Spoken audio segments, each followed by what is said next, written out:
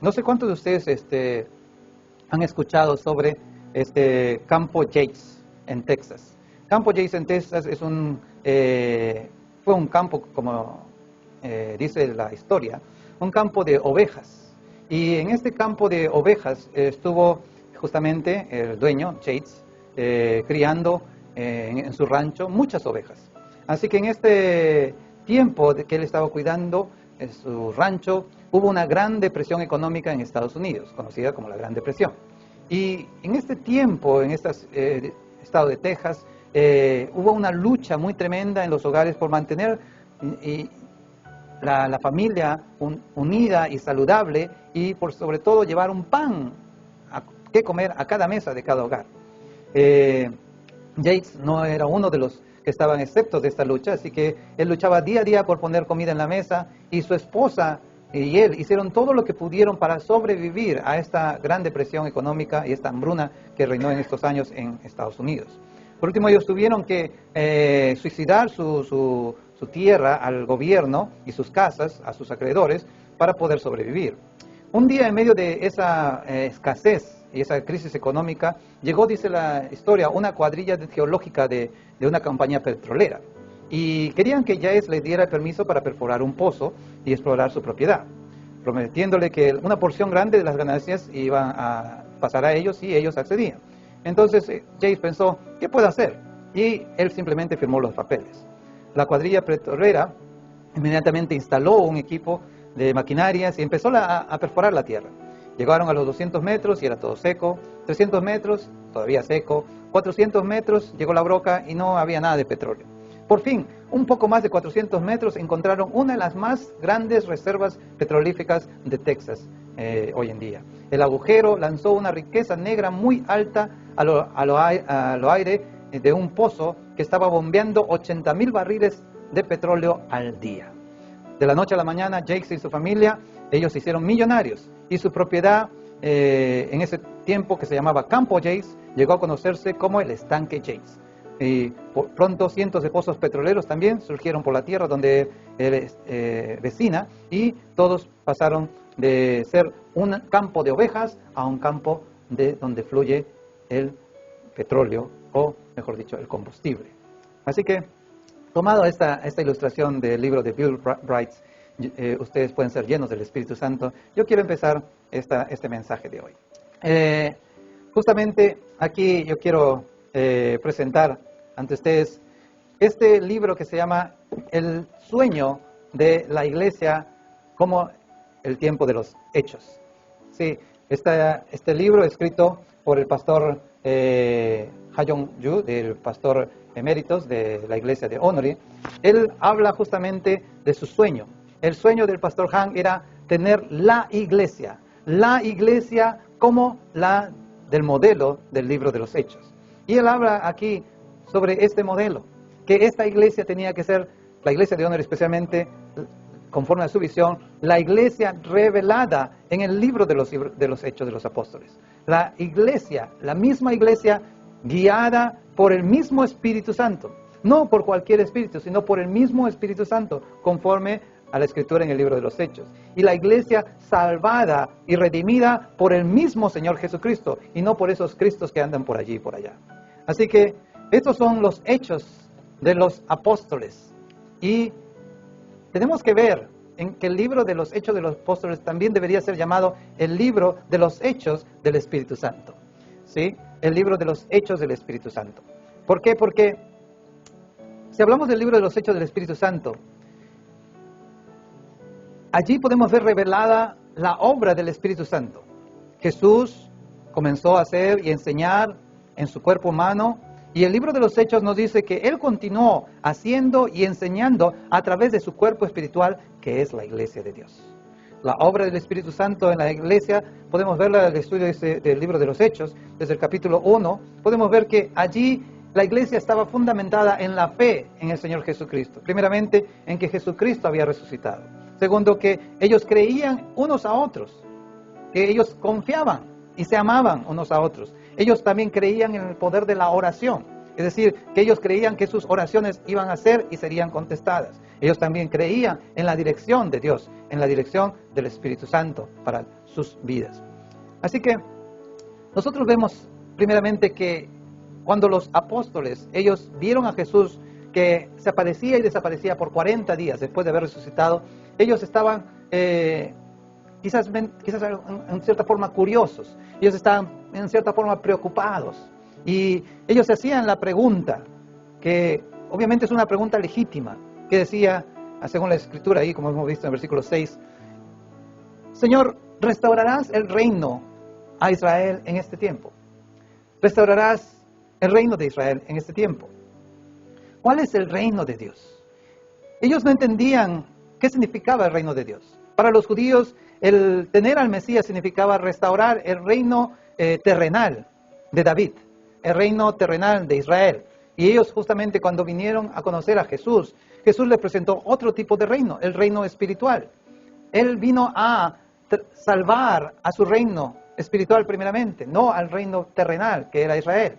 Pero los judíos, ellos querían a un Mesías del linaje de David, que sea el libertador, como Moisés, que sea uno que los saque de la esclavitud y de la tiranía del Imperio Romano. Pero Jesús no había venido para para desarrollar una agenda política o una agenda económica, financiera o de restauración social, sino que Él vino para salvar al hombre pecador, que por siglos y por muchos años ellos estaban siendo prisioneros de la esclavitud del pecado y de los azotes de Satanás. Jesús vino a traer libertad, sí, pero es libertad espiritual, a traer, sí, libertad de los pecados, lavándolo con su sangre y muriendo por cada uno de nosotros en la cruz del Calvario. Por eso que cuando los discípulos hicieron esta pregunta, todavía ellos no entendían el significado del reino de los cielos o del reino de Dios. ¿Por qué? Porque el reino de Dios es de carácter espiritual. El reino de Dios tiene una membresía internacional y el reino de Dios está en constante expansión. ¿Cuántos dicen amén? Sí, nuestra iglesia hispana aquí en Corea tiene el mismo carácter que el reino de Dios. ¿Por qué? Porque es una iglesia de carácter espiritual. Amén. Porque somos de membresía internacional. ¿Sí? Aunque somos latinos, por nuestro idioma cubrimos muchos países de habla hispana y coreanos que también hablan el español, que están con nosotros. Y estamos en constante expansión. Aleluya. Y eso es lo que nosotros tenemos que enfocarnos ahora. ¿Por qué? Porque estamos ya 10 meses aquí y necesitamos no simplemente gloriarnos de nuestros hechos pasados, del año pasado, sino ahora seguir avanzando, seguir expandiéndonos a escribir nuevos hechos en nuestra historia, en nuestra iglesia y ministerio hispano. ¿Por qué? Porque la iglesia tiene que seguir constantemente expandiéndose y reformándose. Sí, restaurar el reino de los cielos. Cuando el Evangelio llegó a Jerusalén, se convirtió en una comunidad. Cuando llegó a Roma, se convirtió en una institución. Cuando el Evangelio llegó a América, se convirtió en un negocio. Y cuando el Evangelio llegó a Sudamérica, se convirtió en un espectáculo. ¿Cómo ustedes ven el Evangelio hoy en día? ¿Cómo ve la gente el Evangelio hoy en día? Mucha gente no creyente ve el Evangelio hoy en día simplemente como una institución, como una comunidad. Bueno, los cristianos sí, ellos son un grupo social, que bueno, ellos hacen cosas que muchos no quieren seguir. Una institución porque está representada por algunos líderes espirituales de renombre en algunos países, y otros lo ven simplemente como un negocio porque hay mucha gente que está haciendo mucho dinero con las iglesias. Otros ven la iglesia simplemente como un show, donde la gente se ríe, se cae al piso, donde se hacen milagros que después parece que no son milagros, y todo es como una simplemente cortina de emociones y de sentimientos encontrados, y dicen que eso es la llenura del Espíritu Santo. Satanás está muy ocupado y involucrado en falsificar la iglesia que comenzó en el libro de Hechos. Satanás está involucrado en deshacer las obras del Espíritu Santo, en deshacer las obras y los hechos de los apóstoles. Satanás está involucrado en que la iglesia de hoy no sea la iglesia del libro de los hechos de los apóstoles. Está involucrado que el Jesús que se predica hoy no sea el Jesús que se predicaba en los hechos de los apóstoles. Y que el Espíritu Santo que se predica hoy no es el mismo Espíritu Santo que se manifestaba y se revelaba en el tiempo de los hechos de los apóstoles. Hay una gran falsificación hoy en día de la llenura del Espíritu Santo, de los milagros del Espíritu Santo, de la predicación de la salvación, del propósito de venir a la iglesia, del propósito de recibir a Jesucristo, de asistir a una comunidad en una iglesia y de ser parte del cuerpo de Cristo. Hoy en día la iglesia se ha convertido en un club, hoy en día la iglesia se ha convertido simplemente en una sociedad de gente que tiene en común factores en común y que se estimulan unos a otros para formar un mejor carácter o tener un nivel de moralidad más elevada que antes. Pero esto no es realmente la iglesia. Jesucristo vino a este mundo como el Hijo de Dios. Él dejó su trono en el cielo para hacerse como uno de nosotros, un siervo, y morir en la cruz sirviendo los propósitos de Dios, de salvar a la humanidad. De allí que Él, al resucitar de los muertos, Él subió a los cielos. ¿Para qué? Para que el Espíritu Santo, que no tiene limitación de cuerpo, que no tiene limitación de tiempo, que no tiene limitación de espacio, pueda ministrar a todos los creyentes en todas partes del mundo al mismo tiempo, incluso aquí con nosotros, en este momento, en nuestra iglesia, en este culto hispano.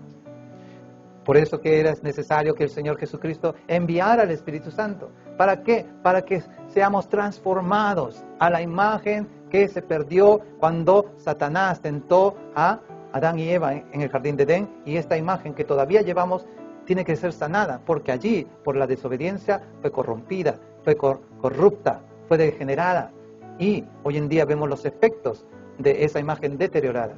Pero al venir al Señor Jesús, al ser llenos de su Espíritu, esa imagen es restaurada conforme a su imagen y a su semejanza. Pero esta restauración, esta renovación, no ocurre de la noche a la mañana. Tiene un proceso que vamos a nosotros aprender a llevar cada día de nuestra vida.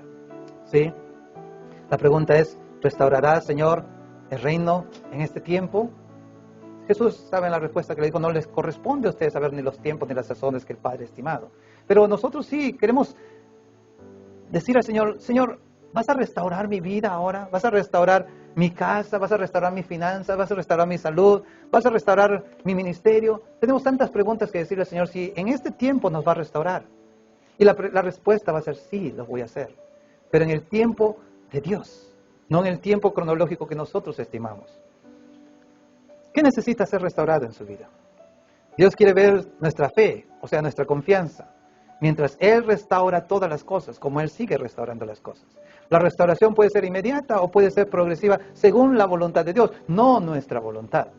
La restauración humana tiende a demorarse con el tiempo, pero la restauración divina permanece para siempre.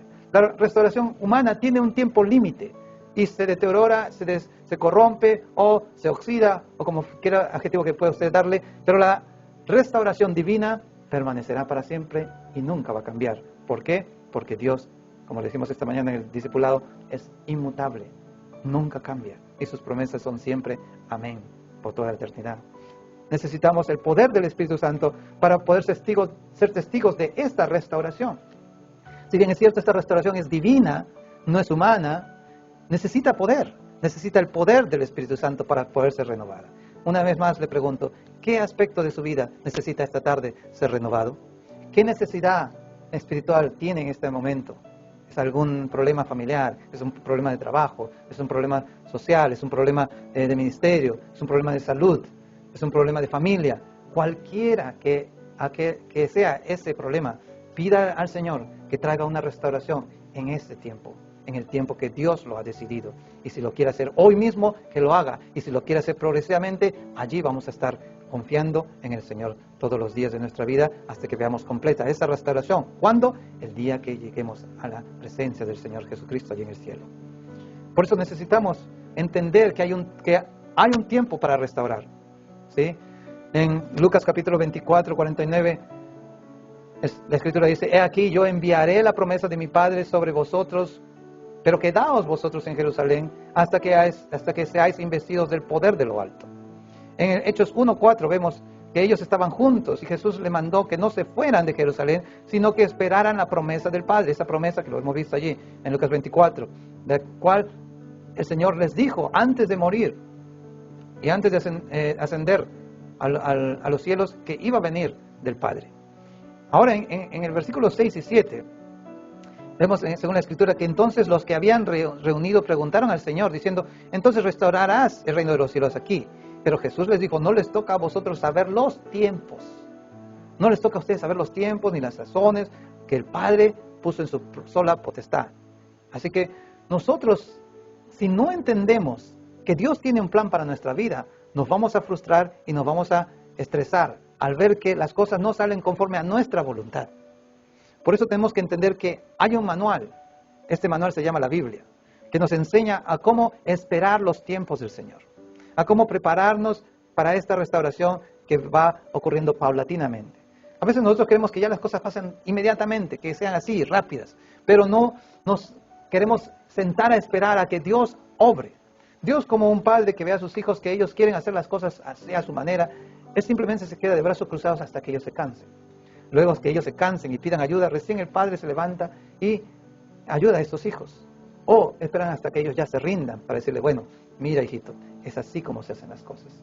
Y es allí donde Dios también, como padre, bueno, Él nos deja que a veces nosotros por nuestra terquedad queremos resolver las cosas a nuestra manera. Y dice, bueno, si quieres caerte de la silla, cáete de la silla. Yo te digo que si te caes te vas a dañar. Pero nosotros somos tan tercos que nos subimos no solamente a la silla, sino a la mesa, al pupitre, y hasta que nos damos un buen golpe en el suelo, no pedimos ayuda.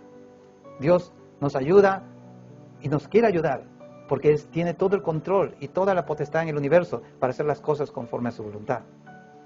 Pero nosotros tenemos que entender que mientras su voluntad se hace en la tierra como en el cielo, Dios está moldeando nuestro carácter, dándonos paciencia para poder nosotros llevar ese plan que hay en nuestra vida hacia un nivel superior. Por eso el versículo 5 dice, porque Juan ciertamente bautizó con agua, mas vosotros seréis bautizados con el Espíritu Santo dentro de no muchos días. Dios estaba dando una promesa de que dentro de poco ellos iban a ser investidos con el poder de poder ver esta restauración en sus vidas. Pero le está diciendo que tienen que esperar algunos días. Los discípulos estaban por 40 días esperando a que Jesús restaurara el reino de los cielos. Sin embargo, Jesucristo se aparecía de vez en cuando durante estos 40 días antes de su ascensión. ¿Para qué hizo Jesús esto? Para entrenarlos a que no dependieran de Él físicamente todo el tiempo, de que Dios no estuviera todos los días con ellos físicamente, sino que ahora aprendieran a confiar en Él espiritualmente, su presencia espiritual. Y ahora les está prometiendo que esperen a esta manifestación de esta presencia espiritual que iba a permanecer para siempre con ellos. Ahora, ¿ustedes pueden imaginar la impaciencia que tenían estos discípulos? Sabemos que hoy la historia nos cuenta que el Espíritu Santo vino 10 días después. Jesús simplemente les dijo, no muchos días. Jesús resucitó y después de 40 días Él ascendió a los cielos.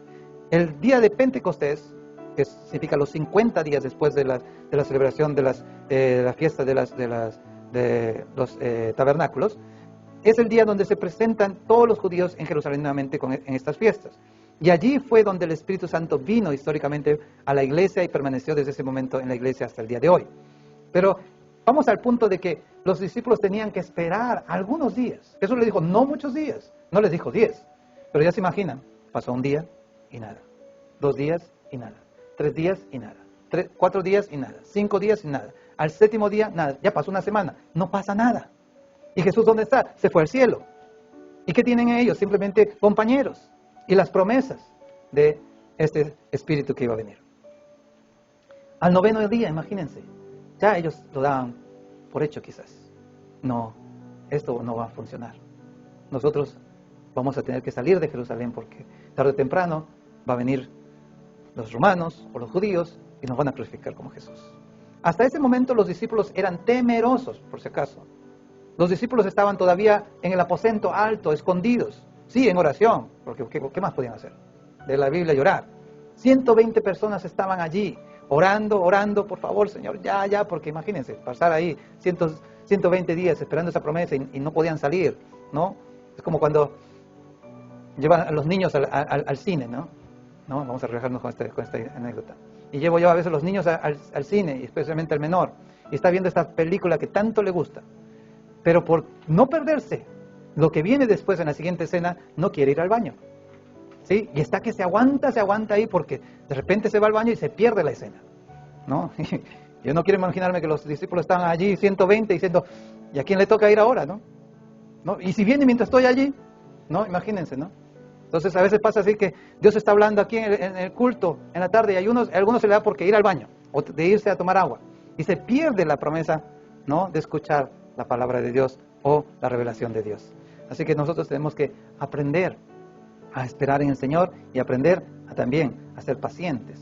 Sí, el Señor en su voluntad no quiere que ninguno se pierda. Y no quiere que ninguno también se pierda la oportunidad de recibir el Espíritu Santo y ser lleno del Espíritu Santo y recibir las promesas que tiene cada semana aquí desde el púlpito en su casa. Pero nosotros, como tenemos esta promesa de Dios ya en nuestros días, sabemos que hay un propósito por el cual recibimos el Espíritu Santo, y es ser testigos de la restauración que Dios está haciendo en nuestra vida.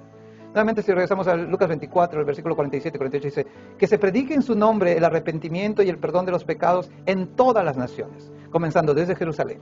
Y vosotros sois testigos de estas cosas. Le está diciendo el Señor Jesús: ustedes son testigos de estas cosas. Ahora, en el versículo 8 de Hechos, vemos que el Señor le dice: pero recibiréis poder cuando haya venido sobre vosotros el Espíritu Santo, y me seréis, ¿qué cosa?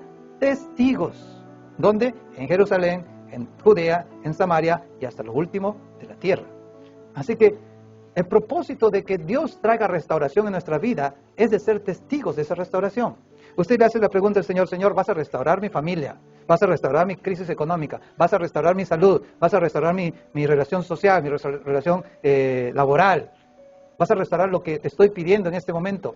Si usted no tiene ya un plan de testificar lo que Dios va a restaurar, entonces siga esperando sentado, porque esa restauración va a demorar. ¿Hasta cuándo? Hasta que usted madure y entienda que Dios quiere restaurar su vida para que usted pueda ser un instrumento de testificar hasta lo último de la tierra cómo Dios está restaurando su hogar, su familia y su corazón también. Necesitamos nosotros entender la voluntad de Dios, que Él quiere que nosotros seamos restaurados. Sí, Él lo puede hacer ya. Él no ha perdido su poder, pero Él nos está dando la oportunidad de nosotros experimentar su gracia y su santidad y el crecimiento de nuestra fe paulatinamente conforme enfrentamos los problemas, los obstáculos y los desafíos que nos trae un mundo pagano, una sociedad incrédula. Y por eso que nosotros necesitamos del poder del Espíritu Santo. No podemos restaurar nuestras vidas y lo que tenemos pendiente con nuestra propia fuerza o con los consejos del compadre o la comadre o el jefe o el amigo o la amiga, sino con el poder del Espíritu Santo y con la guía que Dios da a través de su palabra. Así que hay un propósito para ser restaurados, el de ser testigos de esta restauración. Dios ha traído al Espíritu Santo a la iglesia para que cumpla su ministerio. Estamos bajo el ministerio del Espíritu Santo. Somos ministrados por el Espíritu Santo. ¿Para qué necesitamos ser ministrados por el Espíritu Santo? El Espíritu Santo, como vamos a ver en el libro de Hechos de aquí en adelante, en el capítulo 1, Él hace el ministerio de la paciencia, o ministra paciencia a los discípulos. En el capítulo 2, Él trae el ministerio de la predicación. Luego en el capítulo 3 vemos el ministerio del Espíritu Santo sobre poder, el ministerio de poder. Y el capítulo 4, el ministerio de la perseverancia. Y quizás eso es lo que hoy necesitamos en nuestra iglesia en este siglo. Necesitamos paciencia, necesitamos volver a la predicación, necesitamos volver al poder de Dios. Y qué mejor poder que el amarnos unos a otros. Y necesitamos la perseverancia en mantenernos firmes a pesar de las tormentas, a pesar de los obstáculos. Y esto aplíquelo a su propia vida, a su propio problema. Usted necesita paciencia y el Espíritu Santo está hablándole a usted en esta tarde que quiere ministrarle paciencia, que quiere hacer de usted una persona con testimonio. Esa es su predicación. Lo que Dios está restaurando en su vida, ese es su sermón. Y darle un poder, el poder de ver cómo ahora esa restauración está transformando su vida. ¿Sí? Porque si vamos a empezar con este poder, tenemos que empezar desde Jerusalén, y Jerusalén representa su propio hogar, su propia vida. Judea representa toda su familia, Samaria, sus vecinos, y lo último, la tierra, el resto del mundo. Pero si no empieza por usted mismo, aplicando ese poder y perseverando, entonces no va a poder impactar a otras personas, no vamos a poder influenciar a nuestros vecinos y al resto del mundo. Así que, ¿para qué necesitamos el poder del Espíritu Santo? Para poder ser ministrados por Él y para poder ministrar a otros. Somos testigos de este poder y tenemos que seguir siendo testigos hasta que veamos esta restauración completa en el tiempo de Dios. ¿Somos testigos de la voluntad de Dios o no? ¿Cuál es su voluntad? ¿Cuál es la voluntad de Dios? La palabra nos revela aquí, en Efesios capítulo 5, 17 y 18. Por tanto, no seas insensatos. Mi versión bíblica dice, por tanto, Cristian, no seas tonto, sino entendidos de cuál sea la voluntad del Señor. No os embriaguéis con vino, en lo cual hay disolución, antes bien sed llenos del Espíritu Santo.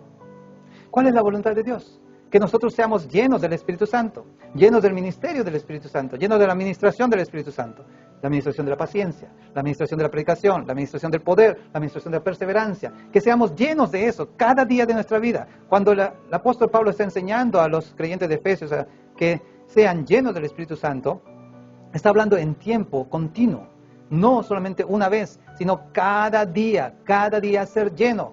La promesa del Señor Jesucristo es que dentro de pocos días ellos iban a recibir el bautismo del Espíritu Santo. Pero este bautismo ocurre una sola vez en la vida del creyente. Lo que tenemos diariamente y debemos experimentar es la llenura del Espíritu Santo todos los días de nuestra vida. Y eso tiene que ser sin parar. Volviendo a nuestra historia del campo de ovejas Yates. Fue un campo de ovejas hasta que comenzaron las crisis. Y las ovejas iban muriendo por falta de alimento, por falta de pasto, por falta de gente que venía a comprar. Esta casa también se iba decayendo económicamente, hasta que, sin darse cuenta, ellos estaban viviendo sobre un yacimiento petrolífero. Más de 400 metros bajo tierra, ellos tenían una mina de oro negro. Pero ellos no lo sabían, ellos simplemente estaban cuidando ovejas. Ellos simplemente eran pastores de ovejas. Tenían muchas necesidades físicas, alimentarias, preocupaciones diarias, la crisis, los vecinos, la familia, los niños que se enferman, que se mueren. No hay hospitales, no hay medicina. Y sin embargo ellos estaban sobre una mina de oro negro, sobre un yacimiento petrolífero. Hasta que vino alguien, por gracia divina creo yo, que se les ocurrió ir a excavar allí en esos campos, pudiendo haber excavado en cualquier otro lugar. ¿Por qué justamente en este campo de ovejas? Para encontrar después toda una fuente de petróleo. Nosotros también estamos aquí quizás mirando cómo nuestra vida se va deteriorando, cómo nuestro ministerio va sufriendo altas y bajas. Y no nos damos cuenta que estamos por encima de toda una bendición espiritual que Dios tiene preparada para nosotros, pero por nuestra preocupación, por nuestra vista corta, por falta de visión, no entendemos que si nosotros profundizamos en la presencia de Dios, en la palabra de Dios, en la oración, vamos a encontrar un yacimiento de fuente que va a traer a nuestro ministerio a un nivel superior. Pero hay que creer que hay que profundizar, hay que salir a evangelizar, hay que salir a leer la Biblia, a estudiar más la palabra de Dios, a ser más discipulados para ver esos milagros hoy en día. Necesitamos esa paciencia, necesitamos esa predicación, necesitamos ese poder y necesitamos esa perseverancia. Sin eso vamos a sucumbir en la voluntad de Dios. Por eso dice la Escritura nuevamente, y recibiréis poder cuando haya venido sobre vosotros el Espíritu Santo y me seréis testigos hasta lo último de la tierra. ¿Qué es lo último de la tierra? Estamos aquí en Asia, estamos prácticamente en el córner del mundo. Y hemos venido desde el otro lado del océano. Le hemos dado la vuelta al mundo quizás, viniendo por todo este vasto mar hasta Corea desde Latinoamérica, para poder encontrar qué hay aquí. Simplemente muchos vienen buscando qué hacer dinero. Muchos vienen buscando simplemente un hogar, una vida nueva. Pero Dios tiene planeado para nosotros encontrar aquí en Corea una vida llena del Espíritu Santo, una vida llena de Dios, una vida abundante que Dios tiene preparada, con buenas obras que Él ha preparado para nosotros, para que nosotros pongamos en obra. Si entendemos esa voluntad, si entendemos ese plan divino, entonces vamos a poder descansar y ya no tendremos que preocuparnos más de lo que va a demorar esa restauración, porque sabemos, ahora vamos a ver en los siguientes capítulos de Hechos, que el Señor mismo, a través del Espíritu Santo, iba dándoles poder y poder a estos hermanos en Cristo para que sean los que transformaran el mundo. ¿Piensan ustedes que ellos se preocuparon ahora más sobre el reino de los cielos, sobre el reino de Dios? No, ya ellos estaban experimentando en su vida propia el reino aquí en la tierra. Jesucristo, cuando empezó su ministerio a los 30 años, dijo: arrepentíos y volveos al Señor, porque el reino de los cielos está aquí cerca. Y esa misma palabra tenemos que predicar hoy en día. El Espíritu Santo está cerca y por eso el reino de Dios está cerca. El Espíritu Santo está aquí y por eso el reino de Dios está aquí ya con nosotros. Aleluya. Así que, hermanos, para terminar, como testigos de esta restauración, debemos anhelar recibir el Espíritu Santo y ser llenos del Espíritu Santo. En Hechos 19, versículo 1 a 2, la Escritura dice que aconteció que entre tanto que Apolos estaba en Corintio, y Pablo, después de recorrer las regiones superiores, vino a Efeso, y hallando a ciertos discípulos les dijo, ¿recibisteis el Espíritu Santo cuando creísteis? Y ellos les dijeron, ni siquiera hemos oído si hay Espíritu Santo. Yo les quiero hacer esta misma pregunta esta tarde. ¿Recibieron al Espíritu Santo cuando creyeron? Y si recibieron al Espíritu Santo cuando creyeron, entonces, ¿qué está haciendo el Espíritu Santo en sus vidas? ¿Qué está restaurando el Espíritu Santo en sus vidas? ¿Desea ser restaurado por el Espíritu Santo? ¿Desea servir al Señor? ¿Tiene al Espíritu Santo ya en su vida? ¿Necesita el Espíritu Santo en su vida? ¿Ha recibido el Espíritu Santo en su vida? ¿Quiere ser diariamente lleno del Espíritu Santo en su vida? Esta es la hora. Este es el tiempo de restauración. Dios nos ha mandado a ser testigos de Dios, ser testigos de su Espíritu, que está aquí con nosotros. En el libro de Hechos empieza la escritura allí, el discípulo de Pablo, Lucas, que fue el escritor del Evangelio de Lucas también.